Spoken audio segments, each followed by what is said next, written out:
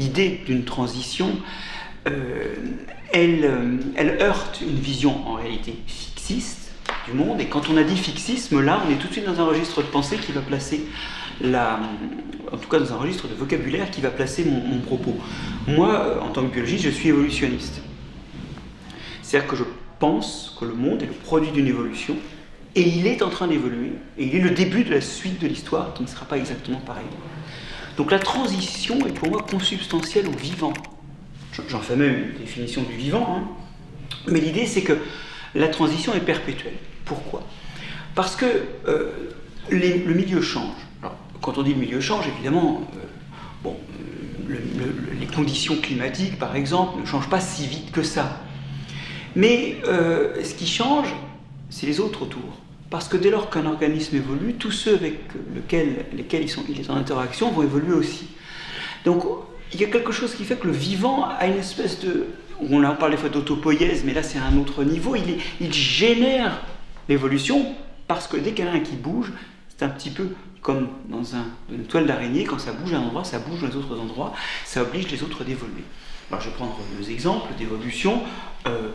Quand par exemple l'homme a commencé à consommer des céréales, ça a sélectionné ceux d'entre nous qui, dans toutes les populations du monde où ça s'est passé, ont plus d'amylase salivaire, c'est-à-dire plus au niveau dans la bouche de cet enzyme qui dégrade l'amidon et qui permet de commencer la digestion du pain dès la bouche. Avec d'ailleurs un mauvais tour de l'évolution en parallèle, c'est que c'est là que sont nées les caries, puisqu'on a commencé à avoir du sucre, produit de dégradation de l'amidon, dans la bouche. Bon.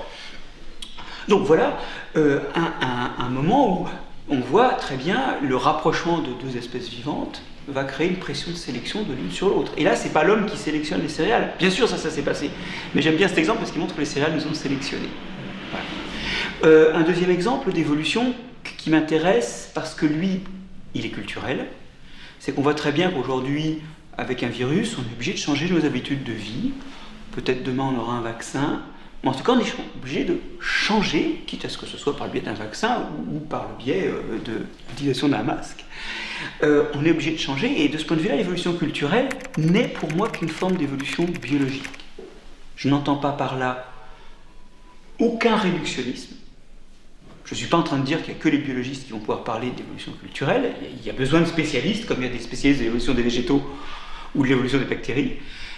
Donc, mais par contre, il faut bien voir que l'évolution culturelle est une forme de l'évolution biologique chez nous. Et on voit très bien que l'évolution d'un virus a forcé notre évolution culturelle à faire quelques pas. Donc toutes nos évolutions sont des transitions perpétuelles, et toutes nos évolutions, c'est aussi bien notre évolution biologique que notre évolution culturelle.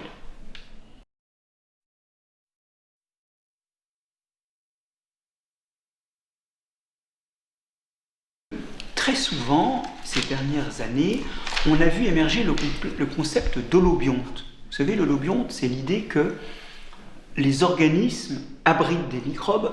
Ces microbes les aident à fonctionner. Les microbes de ma peau m'aident à me protéger des maladies. Les microbes de mon tube digestif m'aident à digérer et fabriquent des vitamines. D'autres microbes encore influencent le fonctionnement même de mon humeur ou de mon système immunitaire à distance par les molécules qu'ils émettent et qui rentrent dans l'organisme. Et moi, je trouve que cette vision-là est trompeuse. Parce que moi, les microbes que j'étudie, ce sont les champignons. Et les champignons, ce sont des microbes... Alors ça choque quelquefois les gens, parce que c'est vrai que de temps à autre, ils forment un organe reproducteur qui se voit à l'œil nu. Quand vous allez ramasser des cèpes, ou des trompettes de la mort, ou que vous achetez des champignons de Paris sur le marché, c'est la partie reproductrice qui est visible à l'œil nu. Mais ça, c'est généré par des filaments microscopiques, ce que vous appelez justement le mycélium, qui est la somme de ces filaments microscopiques. Donc, au jour le jour, le champignon est un microbe. Et ces microbes, effectivement, ils vont créer, structurer le sol. Et effectivement, ces dernières années, on s'est aperçu que on savait depuis très longtemps que beaucoup de plantes s'appuient sur des champignons du sol pour se nourrir. C'est-à-dire que leurs racines n'exploitent pas le sol elles-mêmes, mais elles donnent du sucre à des champignons en échange d'azote, de phosphate et d'eau que les champignons ont été quérir eux-mêmes plus loin dans le sol. Et ce dont on s'aperçoit ces dernières années, c'est que, bon, alors vous pourriez me dire, oui, alors dans l'holobionte de la plante, il y a aussi ces champignons.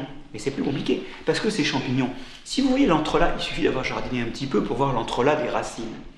Un champignon qui se connecte aux racines de la plante A, il peut aussi se connecter aux racines de la plante B, de même espèce ou d'une autre espèce qui est à côté. Et là, ça crée des liens entre ces deux plantes. Pourquoi? D'abord, un lien indirect. On a dit que ces champignons, en fait, reçoivent du sucre des plantes.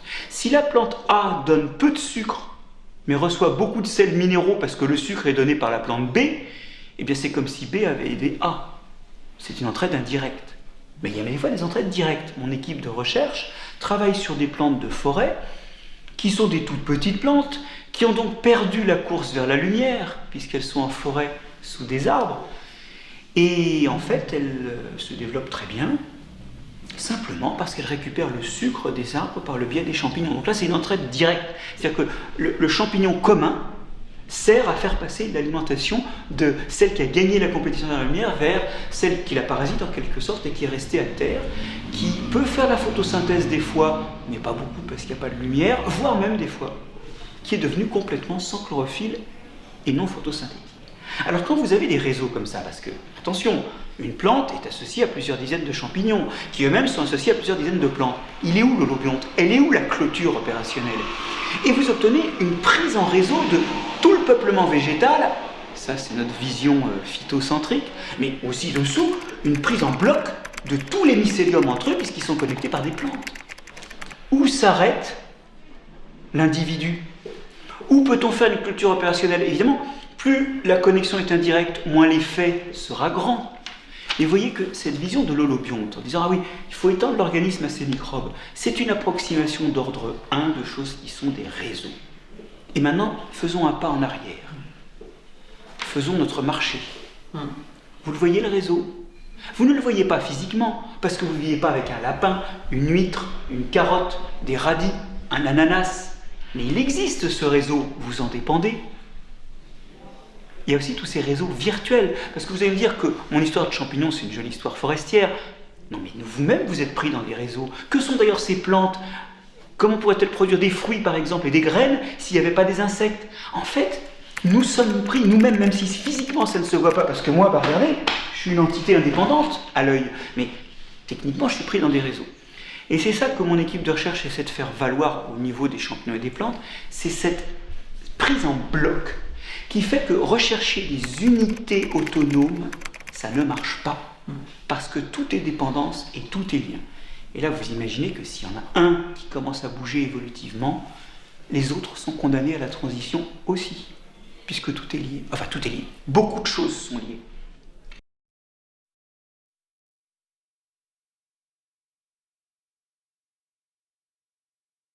Et c'est vrai que dans le macroscopique, on a l'impression que le monde est fait d'animaux et de plantes.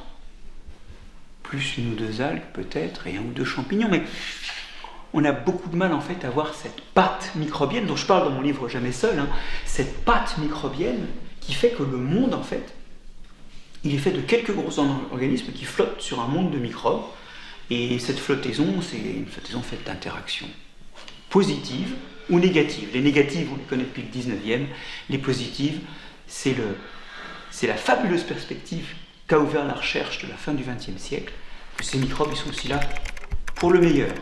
Pour le pire, on le savait. Mais vous savez, on ne meurt qu'une fois, on ne se décompose qu'une fois. Ça, c'est le pire avec les microbes, qui peuvent nous tuer et nous décomposer. Tous les jours, quand on se lève, notre santé elle est basée sur des microbes. Et même l'énergie que je mets à vous parler, elle vient de petits microbes qui peuplent mes cellules, qu'on appelle des mitochondries. On a mis du temps à identifier que c'était des microbes, parce qu'ils sont complètement liés à la vie dans mes cellules.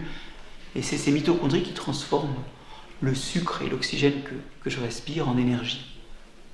Tout le bruit que je viens de faire, toute l'agitation dont j'ai fait preuve, c'est pas vraiment moi qui en ai produit l'énergie, mais des bactéries que j'héberge. Donc ça veut dire que tous les jours, c'est le meilleur. Et le pire, c'est de temps à autre. Et aussi, ce qui se cache derrière en creux, c'est qu'on a toujours questionné l'accident, on questionne la maladie, on se demande pourquoi les trains circulent en retard et on parle que de ça. Mais on ne questionne jamais, on ne pose jamais la question de pourquoi ça marche bien. Personne ne parle des trains qui arrivent à l'heure. Or, c'est l'essentiel des trains. C'est ça la vraie question. Et d'ailleurs, c'est là qu'on peut trouver l'inspiration pour les faire arriver encore plus à l'heure. Et dans les microbes, il s'est produit la même chose. On s'est posé des questions autour de la maladie, de la décomposition, du pourrissement, mais on n'a jamais posé la question de savoir pourquoi je suis en bonne santé ou pourquoi une plante est en bonne santé.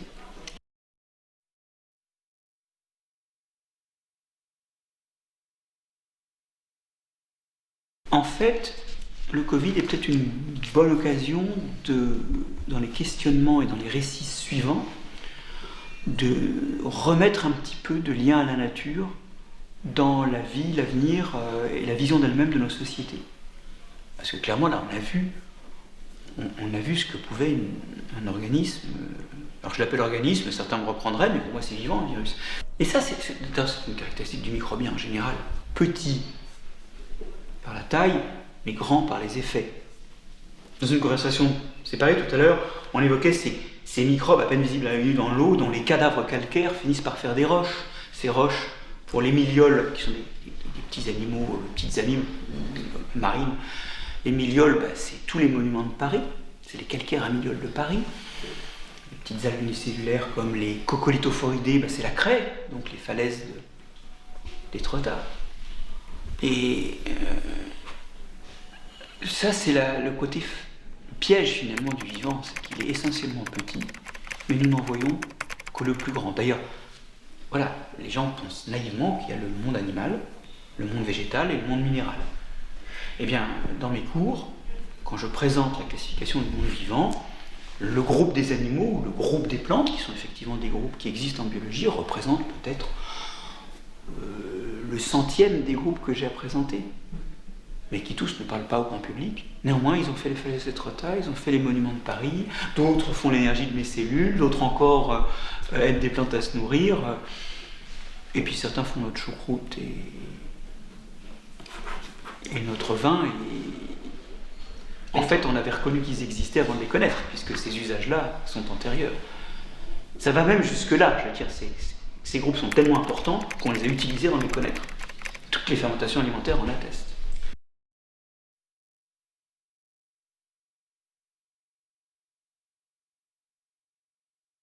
Et puis moi, je suis quelqu'un qui, en termes de transition, pense que ce n'est pas une génération qui fait la transition, mais la suivante. Alors pour revenir à cette idée de transition, j'ai été frappé, moi je suis né dans l'affrontement entre les naturalistes, donc ceux qui observaient la nature et qui la décrivaient, et puis les hommes de la biologie moléculaire, qui ont étudié l'ADN et qui ont acquis des sommes de connaissances, et de connaissances opérationnelles absolument fantastiques. C'est comme ça qu'aujourd'hui on peut détecter en très peu de temps si vous avez ou non par exemple un virus. Bon. Donc il y a eu un affrontement, et puis on a vu arriver la génération qui s'est dit tiens, utilisons la biologie moléculaire pour décrire la nature. C'est-à-dire qu'ils étaient naturalistes dans leur questionnement, mais dans leur façon d'opérer, ils étaient biologistes moléculaires. Et c'est eux qui ont découvert que 99% ou 99,9% des microbes, on ne savait pas les cultiver, donc on ne les avait jamais vus. Mais leur ADN les trahissait, et cet ADN non seulement trahissait leur présence, mais en plus nous disait, quand on regarde finement les gènes, qu'est-ce qu'ils font, quel genre de moyens de vivre ils ont et quelles influences ils ont sur le sol, l'eau, le tube digestif, la peau. Et puis aussi, cet ADN permet de retrouver des parentés, donc à défaut de les avoir vus et de les avoir cultivés, on sait où ils sont dans l'évolution et comment ils vivent. Bon, ça a été la génération suivante. La génération précédente n'était jamais sortie de l'affrontement. Et donc, je fais partie des gens qui se battent pour former des enseignants, réformer des programmes, défendre la place des enseignements sur le vivant au lycée. Et j'ai une chose à ajouter là-dessus, parce que je ne voudrais pas avoir l'air de défendre une discipline, mais qui se battent pour que la génération suivante ait les outils. Parce que la transition, c'est juste avec le temps qui passe, que sera la génération suivante? Nous, on est emberlificotés dans des histoires du passé et des affrontements qui en sont pour nous, mais qui n'en sont pas fondamentalement. Mais cette défense disciplinaire, attention, je ne suis pas en train de dire il faut faire des sciences de la vie et de la terre.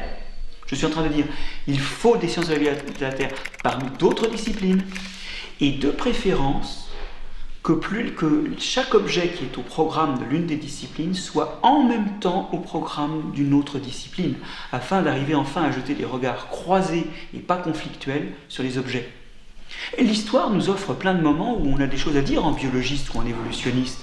Regardez le bouquin de Kyle Harper sur la chute de l'Empire romain, qui est récemment paru. C'est un bouquin absolument fabuleux, qui a une vision naturaliste aussi, et pas que. On est mal barré. L'espoir, c'est d'arriver malgré tout à nous faire violence à nous-mêmes et à essayer de faire ça dès maintenant, alors même que nous sommes tous... on aime bien en ce moment cette expérience en silo. Nous sommes tous finalement dans nos domaines disciplinaires. Et puis il y a une sorte de pudeur ou de honte à commencer à parler du jardin du voisin. Mais non, on a le droit de regarder le jardin de son voisin. L'histoire jugera si c'est une bonne idée ou non. Mais moi, en tant que biologiste, je peux dire, par exemple, qu'il y a des choses en économie qui me paraissent à revisiter. Et j'attends avec impatience que d'autres disciplines viennent des signaux. Mais je vais vous dire, pour avoir travaillé avec quelques personnes dans le cadre du muséum qui essayaient de monter des installations dans le jardin, je me suis rendu compte qu'il y avait des choses qui étaient devant mes yeux et sur lesquelles je ne m'étais pas posé de questions.